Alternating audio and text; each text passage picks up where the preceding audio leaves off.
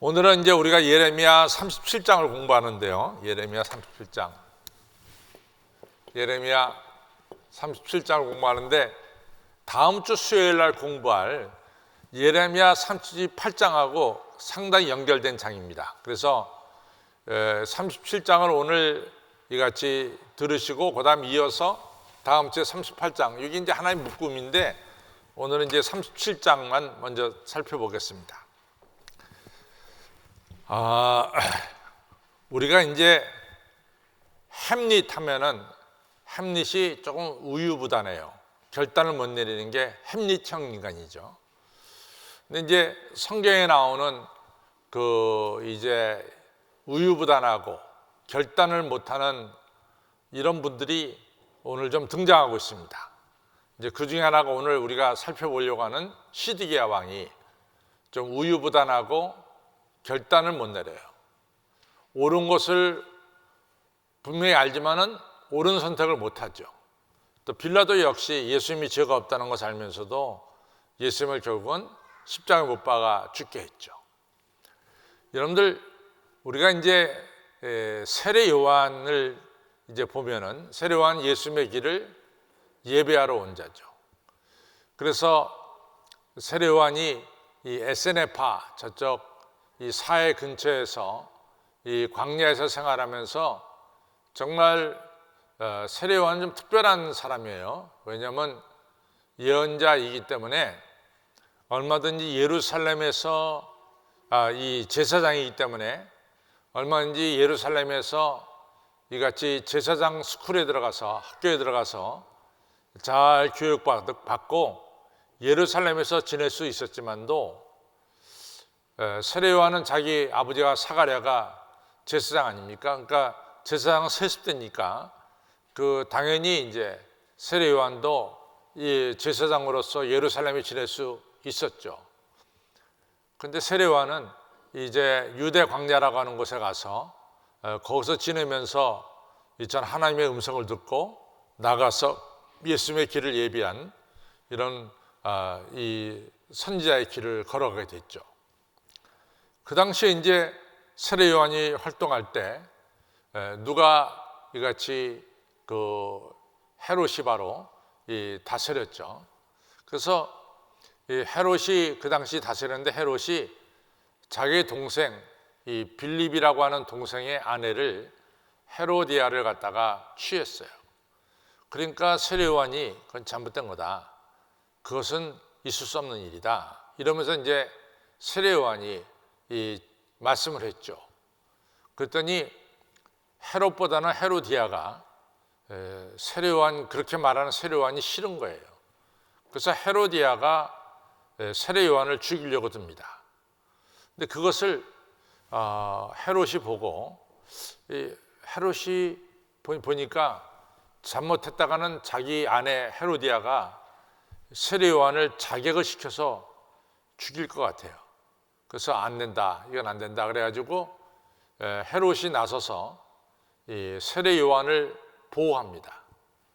그 보호하는 방법은 뭐냐면은 자기 왕국 밑에, 그게 마쿠루스라고 하는 왕국인데, 마케루스라고 하는 왕국인데 지금은 그 왕국이 그대로 있어요.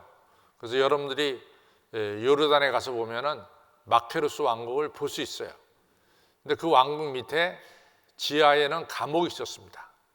근데 그 감옥에다가 세례 요한을 갖다가 감옥에 갇혀서 자기 아내 헤로디아가 자격을 시켜서 죽이지 못하도록 그렇게 보호했어요.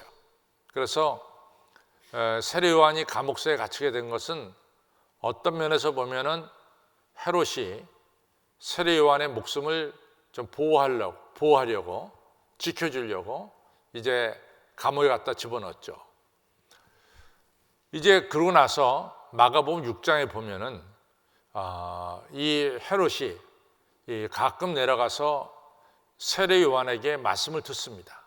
그것이 이제 6장에 잘 나오는데 마가복음 6장에 그 말씀을 들으면은 이 헤롯이 이같이 깨닫기 시작해요. 그래서 마음이 흔들리기 시작하고 또 뉘우치기도 합니다. 그래갖고 이제 지하 감옥에 들어갔을 때는 세례 요한의 말씀을 듣고 은혜를 잔뜩 받는단 말이죠. 근데 계단 타고 올라가면서 은혜 다 잊어버려요. 그게 이제 이 헤롯의 약점입니다. 그래가지고 이 다시 계단에 올라가서 왕궁에만 앉으면은 말씀 들었던 거 다 다 잊어버리고 마는 거죠. 그래서 이제 여러분과 저도 이제 잘 조심해야 되는 게 뭐냐면은 주일 예배 은혜를 잘 받고 나서 식당에 올라간다던가 또는 밑에 지하 주차장 내려갈 때 다 잊어버리는 경우가 있어요. 그러지 마시고 말씀을 갖다가 한번 이렇게 되새기시라고요. 그러면은 말씀이 여러분 마음속에 남아있고 살아있을 줄로 믿습니다. 그렇죠? 우리 한번 반복할까요? 지난주일 제 설교가 뭐였죠? 지난주일 제 설교 한 3일 지났어요. 3일? 크리스찬의 정체성이죠. 그러면 크리스찬의 정체성 할 때 여러분과 저는 누굽니까? 그리스도 안에서 새롭게 태어난 피조물이죠. 그렇죠? 못 들었죠, 여러분들? 그리스도 안에서 새롭게 태어난 피조물입니다. 두 번째는 뭡니까? 우리 지금 이구현장님 말씀 천국 백성입니다. 그 다음에 천국 백성이니까 우리가 천국 백성으로 이 땅에 지금 발을 들이고 살면서 삶의 목표가 있어요. 그것은 아까 윤 권사님이 기도할 때 했어요. 에베소 4장 13절로부터 나오는 우리가 주님을 아는 일과 믿는 일, 그 조금 내려가면 우리가 예수님을 사랑하는 일에 하나가 돼서 온전한 삶을 이루어 그리스도의 장성한 분량에 이르도록 성장하는 거예요. 그러면 우리가 예수님을 닮아가는 데 있어서 어떻게 닮아가느냐? 그럼 예수님이 행한 대로 우리가 그 행한 것을 닮아가면 되는 거예요. 그 예수님이 행하신 게 뭡니까? 자기 몸을 우리에게 주신 헌신의 사랑, 여러분과 저의 죄를 용서해 주신 용서의 사랑, 각종 병자를 고치시고 우리의 더러운 것을 씻어주시는 섬김의 사랑. 그렇죠? 그래서 여러분과 저는 헌신의 사랑, 용서의 사랑, 그 다음에 섬김의 사랑을 실천하면 되는 거예요. 그러면서 우리 크리스찬들은 중요한 게 있는데 우리는 그리스도 안에서 한 형제 자매예요. 한 가족입니다. 이걸 가르쳐서 헬라어로 뭐라고 부르냐? 오이쿠 메네다. 내가 이런 얘기했어요. 오이쿠 메네다. 여러분과 저는 우리가 동감을 가지고 있어요. 동질감. 그렇죠? 첫째는 우리가 그리스도 안에서 거듭났다는 것도 우리가 다 똑같이 동감하고 있고 공감하고 있고, 또 여러분과 저가 천국 백성이라는 것도 똑같이 공감하고 있어요. 그렇죠? 또 여러분과 저도 다 예수 그리스도를 닮아가야 된다는데 여기 이의가 있어요? 이의가 없어요? 이의가 없다고요. 여기도 공감하고 있다고요. 또 여러분과 저는 예수님의 사랑을 실천해야 된다는데 거기에 나는 아니요 할 사람이 어디 있어요? 아무도 없습니다. 여러분과 저도 예수님께서 우리를 위해서 자기 몸을 주신 것처럼 우리도 십자가를 지면서 예수님 따르는 거예요. 그 다음에 예수님이 우리의 죄를 용서해 준 것처럼 우리도 우리 형제 자매들의 죄를 용서해 줘야 되는 거예요. 더 나아가서 여러분과 저도 이같이 예수님께서 내가 선생과 주가 돼서 너의 발을 씻겼거늘 너희들도 다 이와 같이 해라 라고 말씀한 대로 우리가 여러분과 저도 이 요한복음 13장에서 예수님이 본을 보여주신 대로 우리도 섬김의 사랑을 해야 되는 거예요. 그리고 실제적으로 봅시다. 여러분들 친자식, 친부모는 몰라도 적어도 이웃 사촌들보다는 육촌들보다는 옆에 계신 분들이 더 가깝지 않아요? 그렇죠? 더 가깝죠, 옆에 계신 분들이. 이것이 바로 이 놀라운 그리스도 안의 한 가족이라고 하는 중요한 것입니다. 그래서 실제적으로 여러분들 집에 장례식이 났을 때 6천, 8천은 안 올지 몰라도 누군 와요? 여러분들의 구역 식구들은 찾아가서 같이 이같이 문상을 하게 되는 거예요. 이게 남이 건드릴 수 없는 우리 안에는 공감이라는 게 있습니다. 이것이 바로 크리스찬의 정체성이다. 그러면 제가 이제 여러분에게 지난 주일날 설교한 것을 다시 한번 읊었어요. 그러면 오늘 집에 가기 전까지는 기억이 좀 되겠죠? 네? 기억이 안 돼요? 그냥 치매 걸린 거야? 딱 들으면 잊어버리는 거야? 좀 기억을 하셔야 돼. 그래서 자꾸만 해야 돼요. 여러분들 새벽기도에 나오세요. 새벽기도에 나오면은 요한복음을 다 외우게 됩니다. 김 회장님 그래 안 그래요? 외우게 돼요? 안 외우게 돼요? 외우게 돼요? 안 외우게 돼요? 외우게 되죠? 다 외우게 됩니다. 새벽기도에 나오면. 그 얼마나 큰 축복이야. 그러니까 새벽기도에 나오시기 바랍니다. 자, 어쨌든 간에 이같이 이 헤롯이 이 세례요한의 설교를 들을 때 감동을 받지만은 지하에 내려가서 감동을 받지만 계단 타고 올라가서 자기 사무실에만 딱 들어가면 다 잊어버리는 거예요. 그것이 이 헤롯의 단점입니다. 헤롯의 생일날이 왔어요. 그 생일날 이 자기 아내 헤로디아가 데리고 온 딸이 살로메예요. 자기가 난 딸은 아닙니다. 그러니까 그 살로메가 춤을 막 췄어요. 그래가지고 헤롯도 즐겁게 했고 거기 앉아있는 모든 사람들 다 즐겁게 했습니다. 그러니까 헤롯이 기쁘니까 이 살로메에게 자기 부인이 데리고 온 딸에게 네가 원하는 게 뭐냐? 나라의 절반도 내가 너한테 주겠다. 이렇게 이제 아주 기분 좋게 아주 호탕스럽게 얘기를 했어요. 그때 살로메가 뚜루 자기 엄마한테 가더니 어머니 뭘 원할까요? 그랬더니 헤로데가 두 말도 하지 않고 이 세례요한의 머리를 가져와라. 그 얘기를 했어요. 살로메 가서 저는 세례요한의 머리를 원합니다. 근데 이제 사실은 이 헤롯이 세례요한을 참 두렵고 떨리는 마음으로 세례요한을 대했거든요. 그런데 이제 사람들 앞에서 자기가 약속했기 때문에 그걸 거절할 수가 없어서 괴로워하면서 결국은 부하들에게 시켜서 세례요한의 목을 치게 합니다. 그래서 세례요한의 목을 쟁반에 가져왔어요. 헤롯은 틀림없이 세례요한이 하나님이 보내신 사람이란 것을 알고 있었습니다. 그래서 내려가서 은혜를 받았단 말이죠. 그러면은 자기가 분명히 그 세례요한이 하나님의 사람을 알았다면은 감옥 속에서 풀어놓고 그리고 얘기하면 되잖아요. 세례요한은 선지자다. 우리가 그 선지자를 건드려서는 안 된다.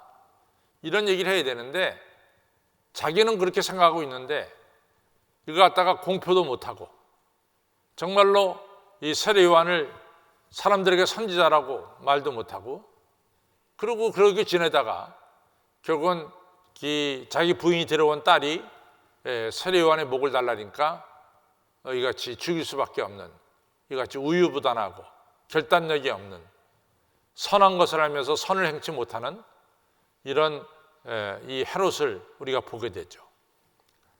바로 시드기야가 그래요. 오늘 성경에 나오는 시드기야가 그렇습니다. 이제 제가 얘기를 하겠지만은 이스라엘 사람들에게 3대 신화가 있다 그랬잖아요. 3대 신화, 3대 확신, 어떤 그런 자기들 나라에 확신이 있었다 그랬잖아요. 첫째는 뭐냐면 예루살렘 성이 무너지지 않는다. 예루살렘 성은 무너지지 않는다. 한 두 가지 예를 들 수 있어요. 주전 722년에 사마리아 성이 무너졌어요. 북이스라엘 사마리아 성이. 주전 701년에 예루살렘 성이 18만 5천 명에 의해서 포위됐어요. 남들은 다 예루살렘 성이 무너진다고 생각했어요. 그때 하나님께서 18만 5천 명, 예루살렘 성을 둘러싸고 있는 18만 5천 명을 밤사이에 다 죽였어요. 그래서 예루살렘 성이 이같이 보존됩니다. 그걸 보면서 예루살렘 백성들은 뭐라고 생각하느냐? 봐라, 예루살렘 성은 어떤 경우에도 무너지지 않는다. 이런 생각을 하게 된 거예요. 그렇죠? 첫 번째는 예루살렘 성은 무너지지 않는다. 두 번째, 성전은 무너지지 않는다. 왜 무너지지 않아요? 지성소에 법궤가 있기 때문에 성전은 무너지지 않는다라는 확신을 가졌어요. 세 번째는 다윗의 자손은 대대로 왕위에 오른다. 대대의 왕위에 오른다. 이걸 이제 가지고 있었죠. 대대로 왕위에 오른다. 이것이 이스라엘 사람들이 가지고 있는 3대 신화예요.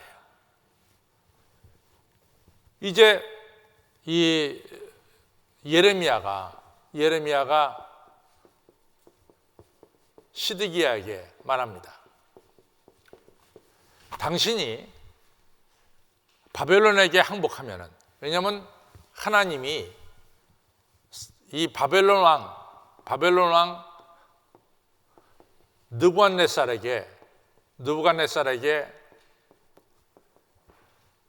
아들 또 손자에 이르기까지 이 3대 동안 하나님께서 중동 지방을 다스리는 통치권을 줬다. 이 하나님의 이것은 섭니다. 그러니까 시드기야에게 바벨론에게 항복하십시오. 바벨론과 대해서 싸우지 마세요. 항복하세요. 그리하면은 예루살렘 성이 보존될 것이고 또 성전도 보존될 것이고 당신의 자식들은 죽지 않을 것입니다. 자손대대로 왕위에 오를 것입니다. 이렇게 분명히 세 가지가 보존될 수 있는 길을 얘기합니다. 그래서 시드기야가 예레미야의 이야기를 들을 때는 감동을 받아요. 아, 그렇다. 맞는 얘기다. 내가 바벨론 왕에게 항복하는 게 그게 맞는 것이다. 이 시드기야 예레미야 말을 들을 때는 그렇게 결정을 짓는 거예요. 근데 시드기야가 강요회의에 들어가서 얘기하면은 강요들이 아닙니다. 우리가 바벨론하고 대항해서 싸워야 됩니다. 우리가 싸우면 애굽이 우리를 도와줄 것입니다. 우리는 능히 이길 수 있습니다. 이러는 거야. 그 시드기야가 마음이 또 바뀌었어. 그리고 바벨론하고 싸우는 거야. 이러다가 나라 망한 거예요. 오늘 이 시드기야의 우유부단하고 결단력이 없고 무엇이 옳은 걸 알면서도 옳은 것을 행치 못하는 이런 시드기야의 우유부단한 모습을 오늘 우리가 예레미야 37장 그리고 38장에서 볼 수가 있습니다. 그렇죠? 자, 우리 37장, 38장 그렇게 대강 아시고 넘어가면 되겠어요. 예레미야 37장, 38장, 우리 37장은 이제 오늘 보는 거죠. 같이 읽겠습니다. 1절에 보면은 요시의 아들 시드기야가 여호와의 김의 아들 고니야를 대신하여 왕이 되었으니 이는 바벨론 왕 느부갓네살이 그로 유다 땅의 왕을 삼이었더라. 우리가 알다시피 주전 598년에 바벨론이 쳐들어왔죠. 근데 주전 588년 바로 바벨론이 쳐들어오기 3개월 전에 그 당시 왕이 요아김인데 요아김이 죽어요. 3개월 전에. 그래서 그 아들 여호와긴으로 왕을 세웠어요. 이걸 고니야라고 그러죠. 고니야. 여호와긴의 또 다른 이름은 고니야예요. 여호와김 하면 우리가 지난주에 예레미야 36장에서 여호와김이 무슨 짓을 했죠? 그러니까 3일 전에 설교한 거를 물어봐도 잘 모르는데 2주일 전에 제가 성경 공부한 거 물어보면 그거는 예의에 어긋나는 거죠. 그렇죠? 예의에 어긋나는 거죠. 근데 저는 여러분들의 기억력을 믿고 싶거든요.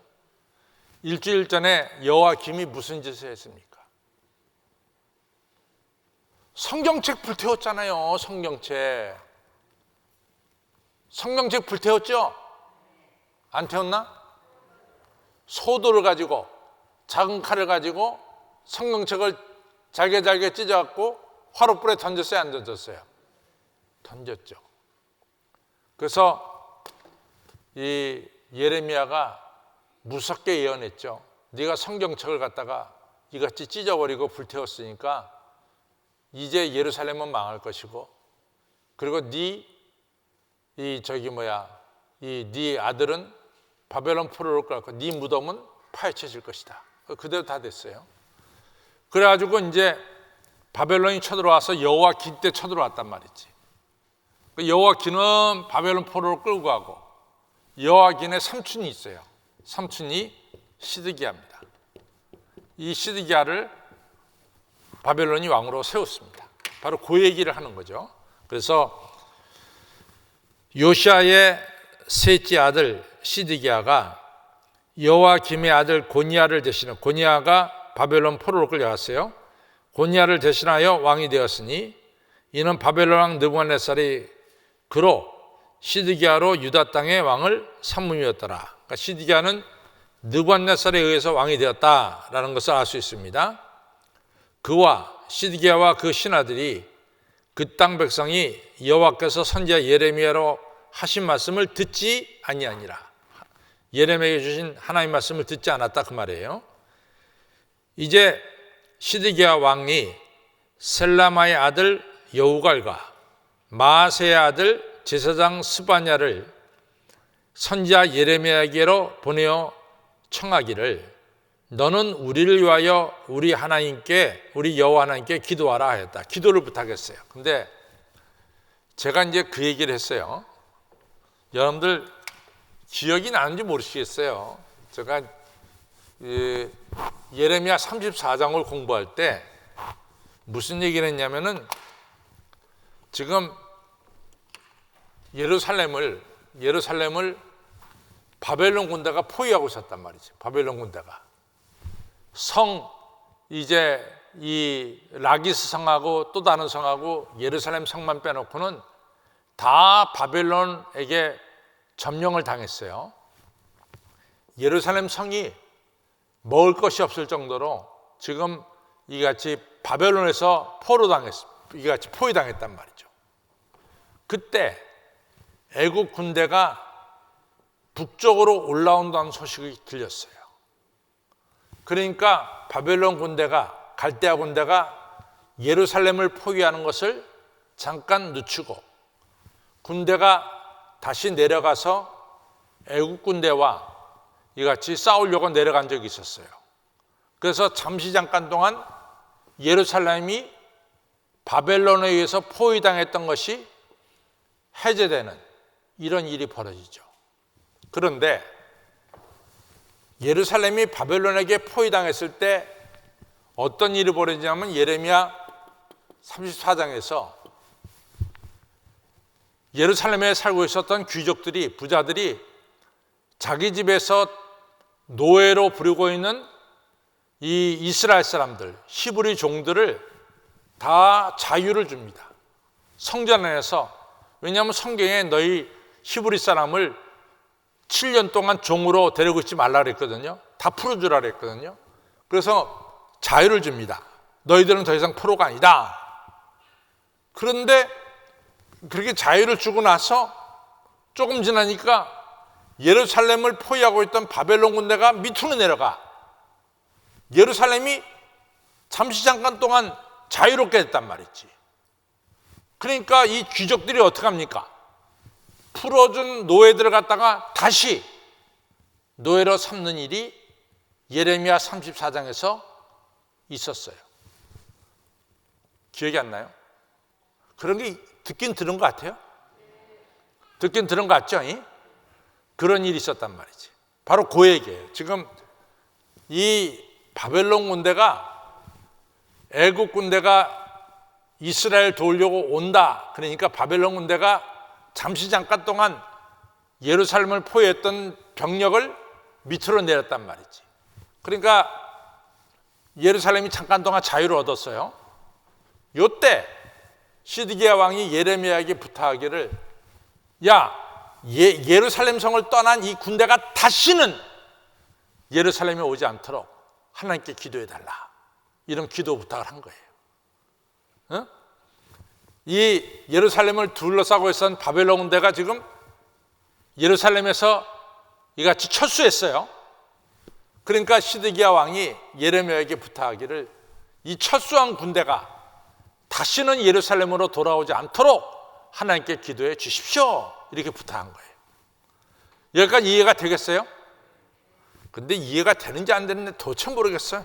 원체 조용들 하셔가지고 이해가 됩니까 안 됩니까? 이게 예레미야 34장을 같이 들은 사람들은 조금이나마 기억이 나가지고 목사님이 몇 주 전에 그런 얘기를 하셨긴 하셨다. 그런 구장로님 내가 이 얘기할 때 계셨어요? 34장 얘기할 때? 이희정 장로님 계셨어요? 장로님 좀 못 받아. 장로님을 이렇게 장로님처럼 열심히 들으라고. 네. 자, 이렇게 됐습니다. 자, 가겠습니다. 그 다음에 그 시드기야 왕이 이제 예레미야에게 기도를 부탁했죠. 그래서 이 3절에 청하여 너는 우리를 위하여 우리 하나님 여호와께 기도하라 하였으니 그때는 예레미야가 갇히지 아니하였으므로 백성 가운데 출입하는 중이었더라. 바로의 군대가 여기 나오잖아요. 5절에 바로의 군대가 애굽 군대가 애굽에서 나오매 예루살렘을 에워쌌던 갈대아인이 바벨론 군대가 그 소문을 듣고 예루살렘에서 떠났더라. 예루살렘을 잠깐 철수했다 이거죠. 그래서 이 바벨론 군대가 철수한 것이 영원토록 철수하게 해달라고 예레미야에게 그 기도를 시드기야 왕이 부탁했습니다. 근데 그때 6절에 여호와의 말씀이 선지자 예레미야에게 임하여 가라사대 이스라엘 하나님이 이스라엘 나 여호와가 이같이 말하노라. 너희를 보내어 내게 구하게 한 유다 왕의 시드기야에게 이르라. 너희를 도우려고 나왔던 바로의 군대, 애굽 군대는 바벨론과 전쟁도 하지 않고 자기 땅으로 애굽으로 돌아갈 거다 말이에요. 그렇게 되면은 8절 갈대아인이 바벨론 군대가 다시 와서 이 성 예루살렘을 쳐서 취하여 불살이라. 잠시 잠깐 떠난 거지 영원히 떠나지 않는다. 또 다시 와서 예루살렘을 에워싸고 불살을 것이다. 그 얘기죠. 그러니까 9절 나 여호와가 이같이 말하라. 너희는 스스로 속여 말하기를 갈대아인이 반드시 우리를 떠나리라 하지 말라. 갈대아인이 이제 정말 우리를 떠난다 그런 말 하지 말라. 왜냐하면 그들이 떠나지 아니하리라. 바벨론 군대는 떠나지 아니하리라. 10절 가령 너희가 너희를 치는 갈대아인의 온 군대를 쳐서 이제 너희가 이스라엘 군대가 유다 군대가 바벨론 군대와 전쟁을 치른단 말이지. 전쟁을 치러 가지고 바벨론 군대가 상처를 받고 부상자가 생긴다 할지라도 그들이 각기 장막에서 일어나 이 성을 불살리라. 예루살렘 성을 불살릴 것이다. 그러니까 예루살렘 성이 불살려지게 된다는 얘기예요. 자, 이렇게 얘기를 했어요. 그 다음에 이제 바벨론 군대가 잠시 잠깐 동안 예루살렘을 떠났기 때문에 예루살렘에 자유가 주어졌죠. 그때 이제 이 11절에 보면 갈대아인의 군대가 바로의 군대를 두려워하여 예루살렘에서 떠나매 예루살렘이 잠깐 그 바벨론 군대가 떠났기 때문에 예루살렘에 자유가 주어졌어요. 그때 12절 예레미야가 베냐민 땅에서 백성 중 분깃을 받으려고 예레미야가 고향이 어디예요? 예레미야 고향 아나돗이요. 누가 아나돗이라 그랬나? 그런 거 보면 공부를 하긴 했네요. 아나돗입니다. 예, 아나돗에 자기 사촌으로부터 땅을 샀어요, 안 샀어요? 땅을 샀죠. 그 땅을 샀으니까 한번 가서 봐긴 봐야 될 거 아니야. 그래서 12절에 예레미야가 베냐민 땅에서 이 백성 중 분깃, 아나돗 땅에서 백성 중 분깃을 받으려고 예루살렘을 떠나 그리로 아나돗으로 가려 하여 예루살렘 북쪽에 있는 문 베냐민 문에 이른즉 하나냐의 손자요 셀라마의 아들인 이리야 수장의 이리야라 이름하는 문지기 두목, 문지기 두목은 문지기 수장입니다. 수문장이죠. 이리야라고 하는 수문장이 선지자 예레미야를 붙잡아 가지고 아뢰되 내가 갈대아인에게 항복하려 하는구나. 너 갈대아에게 항복하려고 지금 예루살렘을 떠나는 거지? 이러면서 예레미야를 붙잡았어요. 14절에 예레미야 가로되 망령되다. 나는 갈대아인에게 항복하려고 하지 않는다. 난 갈대아인 좋아하지 않아. 갈대아인에게 내가 항복하려고 하는 게 아니야. 그러나 수문장 이리야가 듣지 아니하고 예레미야를 잡아 방백들에게 관리들에게로 끌어가매 방백들이 노하여 방백들이 노할 거 아니에요. 첫째는 노하는 게 두 가지가 있어요. 너 갈대아 군대가 다시는 예루살렘에 들어오지 못하도록 기도해달라 이렇게 부탁했더니 너 뭐라고 얘기했어? 예루살렘 성이 갈대아인이 의해서 망한다고 얘기했지? 어떻게 그렇게 예언하냐? 두 번째, 너 갈대아에 이같이 항복하려고 그랬지? 이러면서 이제 두 가지 이유로 이 관리들이 방백들이 노하여서 예레미야를 때렸습니다. 예레미야를 때려서 서기관 요나단 집에 가두었으니 이는 그들이 이 집을 옥으로 감옥으로 삼았습니다. 예레미야가 감옥에 갇혔습니다. 16절 예레미야가 톡으로 음실에 들어간 지 여러 날 만에 음실이라고 해서는 지붕이 둥그렇게 된 것을 갖다가 음실이라고 그래요. 예레미야가 톡으로 음실에 들어간 지 여러 날 만에 17절 시드기야 왕이 보내어 여기서 시드기야 왕이 감옥성에 있는 이 예레미야를 끌어냅니다. 여기서도 시드기야 왕은 예레미야를 존경하고 있는 것을 알 수 있어요. 시드기야 왕이 보내어 그를 예레미야를 이끌어내고 왕궁에 데리고 왔어요. 왕궁에서 그에게 예레미야에게 비밀이 아주 조용히 물어 가로되 너 여호와께로서 받은 말씀이 있냐? 이렇게 물어봅니다. 너 하나님께 받은 말씀이 있냐? 그랬더니 예레미야가 대답하되 있습니다. 또 가로되 왕이 이제 받은 말씀이 뭐냐? 왕이 시드기야 왕이 바벨론 왕의 손에 부침을 입으리이다. 왕이 바벨론 왕의 손에 포로로 잡힐 것입니다. 18절 예레미야가 그 다음에 이제 얘기합니다. 예레미야가 다시 시드기야 왕이 이르되 내가 왕에게나 왕의 신하에게나 이 백성의 무슨 죄를 범하였습니까? 내가 뭘 잘못했길래 나를 갖다가 옥에 가두었습니까? 그리고 19절에 바벨론 왕이 와서 왕과 이 땅을 치지 아니하리라고 절대로 바벨론 군대가 이 유다 땅과 유다 왕을 치지 않는다고 예언한 이 거짓 예언자 왕의 선자들은 어디 있나이까? 한 명도 없어요. 지금 다 도망갔어. 왜냐하면 바벨론이 지금 다 성읍을 다 점령했는데 절대로 바벨론이 이같이 예루살렘 유다 나라를 치지 못한다라고 예언한 선자들이 있었는데 그 거짓 선자들이 어디 있냐? 다 도망가지 않았냐 말이야. 모든 일은 내가 예언한 대로 이루어지지 않았냐 말이지. 이렇게 이제 막 왕에게 따진 거죠. 그러면서 왕에게 부탁합니다. 20절 내 주 왕이여 이제 청컨대 나를 들으시며 나의 탄원을 받으사 나를 서기관 요나단의 집으로 돌려보내지 마옵소서. 내가 거기서 죽을까 두려워하나이다. 그러니까 요나단의 이 집에 그 감옥이 굉장히 열악했던 것 같아요. 그래서 예레미야 거기 갔다가는 며칠 못 살고 죽을 것 같으니까 왕에게 부탁하지 나를 글로 다시 보내지 말아 달라.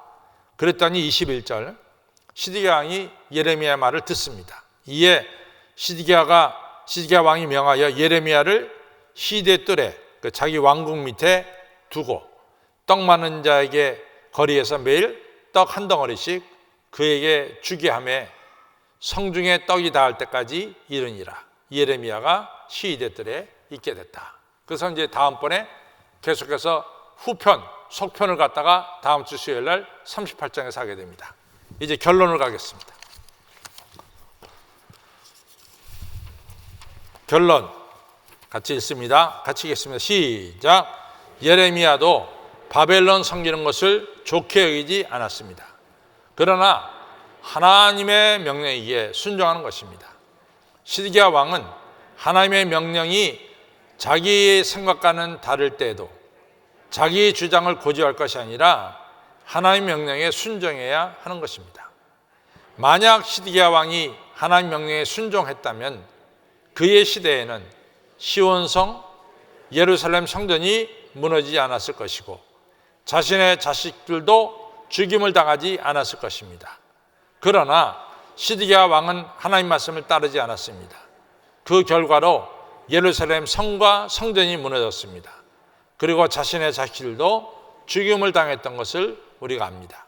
성도 여러분, 우리는 나에게 주신 하나님 명령이 내 뜻과는 다르더라도 순종해야 됩니다. 하나님은 우리를 사랑하시기에 언제나 우리를 복된 길로 인도하신다는 것을 믿고 따라야 하는 것입니다. 하나님을 사랑하는 구체적인 방법은 뭐냐? 하나님 말씀에 순종하는 것입니다. 그래서 아브라함이 하나님 말씀에 순종해서 복을 받았듯이 우리들도 순종해서 하나님을 향한 우리의 사랑을 나타내 보이시기를 바랍니다. 나아가서 하나님께서 순종한 자에게 내려주시는 하늘 축복을 받으시기를 주님의 이름으로 축원합니다. 하나님 말씀에 어떻게 해요? 하나님 말씀에 어떻게 해야 돼요? 순종해야죠. 여러분들의 생각과 하나님의 뜻이 다를 때는 누구의 사람의 뜻을 따라야지. 아니죠. 하나님의 뜻을 따라야 될 줄로 믿습니다. 네.